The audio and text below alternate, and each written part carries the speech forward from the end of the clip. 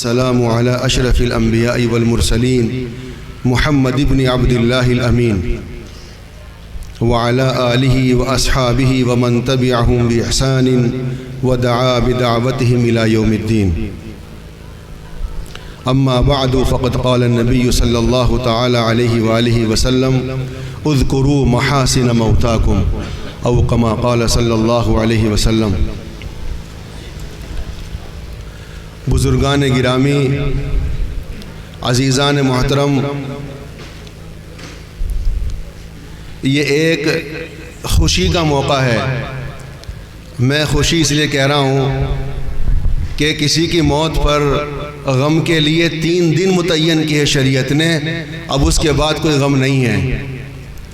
یہ خوشی کا موقع اس لیے ہے کہ جس شخصیت کے نام پر ہم لوگ جمع ہوئے ہیں اس نے دنیا میں آ کر کچھ کیا ہے جسے ہم لوگ آج ذکر کرنے کے لیے یہاں جمع ہوئے ہیں. اور اس انسان نے زندگی ایسی گزاری ہے جسے ہم قابل رشک کہہ سکتے ہیں. آج یہاں اس مجلس میں خواص بھی جمع ہے، عوام بھی جمع ہے. ہماری حاضری مظاہر علوم سے ہوئی ہے.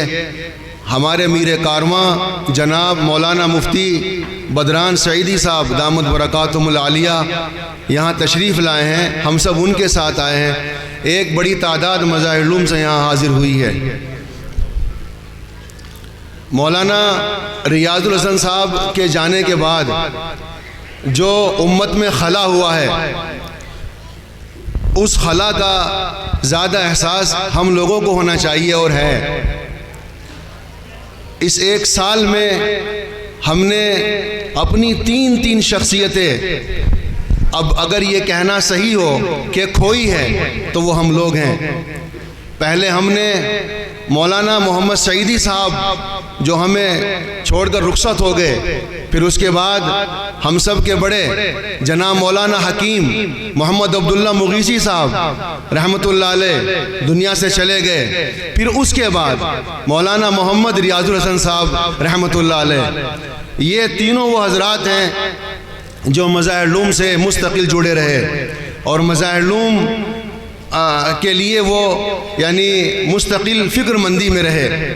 اور مولانا ریاض الحسن صاحب رحمۃ اللہ علیہ بے شک مظاہر علوم میں آئے. مظاہر علوم میں ان کا آنا، یہ انتخاب مولانا عبداللہ مغیثی کا تھا. وہ پہلے اجراڑے میں مدرس تھے تو مولانا عبداللہ مغیثی صاحب کا انتخاب تھا کہ انہوں نے اس ہیرے کو لا کر مفتی مظفر حسین صاحب کی جھولی میں ڈال دیا. اور بلکہ حقیقت یہ ہے کہ مولانا ریاض الحسن صاحب گویا کہ اجراڑے ہی سے وابستہ رہے. اجراڑہ وطن ہے مفتی مظفر حسین صاحب کا، اور پھر اجراڑے ہی کے وہ یہاں کام کر رہے تھے سہارنپور میں، تو مفتی مظفر حسین صاحب سے وہ وابستہ رہے. اور مظاہر علوم کی انہوں نے خدمت کی، بلکہ خدمات کی، اور مظاہر علوم نے بھی انہیں نوازا. یعنی اتنا نوازا کہ وہ ایک بچہ جو بھٹپورے میں پیدا ہوا، وہ پڑھتا گیا، بڑھتا گیا، پلتا گیا، پھر آخر میں وہ علم و معرفت کی چوٹی کو پہنچا اور مظاہر علوم نے انہیں دور حدیث شریف میں پڑھانے کا موقع عطا کیا. یعنی مولانا نے تحویز شریف پڑھائی، مولانا نے جلالین شریف پڑھائی. مولانا ادب کے بھی استاد تھے اور تفسیر کے بھی استاد تھے. اور جب میں مظاہر علوم میں آیا، جب مجھے مظاہر علوم میں اللہ تبارک و تعالیٰ نے قبول کیا، تو میرا جو واسطہ پڑا وہ 2 آدمیوں سے پڑا. مفتی ناصر الدین صاحب مظاہری سے جو یہاں موجود ہے، اور مولانا ریاض الحسن صاحب سے. میرا کچھ وقت آئین مظاہر علوم میں مولانا محمد سعیدی صاحب نے متعین کیا. تو مولانا ریاض الحسن صاحب کو دیکھ کر لگتا نہیں تھا کہ یہ آدمی کسی ماہنامے کے ایڈیٹر ہوگا. زندگی ان کی بڑی سادہ تھی. وقت گزرتا گیا، ہم انہیں دیکھتے گئے. واقعی وہ ایک سادہ انسان تھا لیکن ایک عظیم تھا. ہم یہ بات کہہ سکتے ہیں کہ مولانا ریاض الحسن صاحب ایک وقت میں بہترین مدرس بھی ہے، اور وہ بہترین سیاسی محلل بھی ہے، اور وہ بہترین رابطہ کار بھی ہے، اور وہ بہترین سفارت کار بھی ہے، اور وہ بہترین مشیر کار بھی ہے. یہ صفات مولانا ریاض صاحب کے اندر موجود تھی. دیکھیے ہم جو یہاں بیٹھے ہیں سب تمام کے تمام انسان صرف بے عیب ذات اللہ تبارک و تعالیٰ کی ہے، ورنہ ہر انسان کے اندر کوئی نہ کوئی نقص اور کمی موجود ہے. ہم یہاں جو جمع ہوئے ہیں مولانا کے کارنامے، ان کی خدمات اور ہم ان کی اچھائیاں بیان کرنے کے لیے جمع ہوئے ہیں۔ ہمارے نبی نے کہا اذکروا محاسن موتاکم، کہ جو لوگ تمہیں چھوڑ کر رخصت ہو گئے تم ان کی اچھائیاں بیان کیا کرو۔ ہم مولانا کی اچھائیاں بیان کرنے کے لیے جمع ہوئے ہیں، اور اس نیت سے کہ ان کی جو اچھائیاں تھیں اللہ تبارک و تعالی ہمارے اندر بھی پیدا فرمائے۔ مولانا مظاہر میں رہے ہیں اور مظاہر میں آخر دم تک وفاداری کے ساتھ رہے ہیں اور ایک رخ کے ساتھ رہے ہیں اور یکسوئی کے ساتھ رہے ہیں۔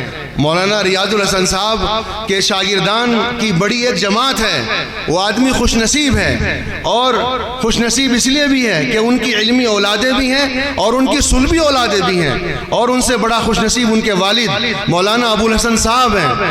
مولانا ابو الحسن صاحب رحمۃ اللہ علیہ کو اللہ تعالیٰ نے کئی ایک بیٹوں سے نوازا، پھر ان بیٹوں میں انہیں اللہ تبارک و تعالیٰ نے برکت دی، اور اس خاندان میں بہت سے علماء پیدا کیے، حفاظ پیدا کیے۔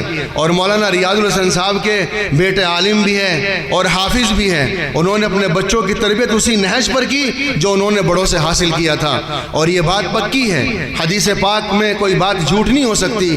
اللہ کے رسول صلی اللہ علیہ وسلم نے فرمایا کہ جو آدمی حافظ ہو، قرآن کریم کا حفظ کر لے اور پھر اس کا لحاظ بھی کرے اور اس کی نگہداشت بھی کرتا رہے، تو قیامت کے دن اللہ تبارک و تعالیٰ اسے بھی سرخروئی دے گا اور اس کے والدین کو وہ تاج پہنائے گا۔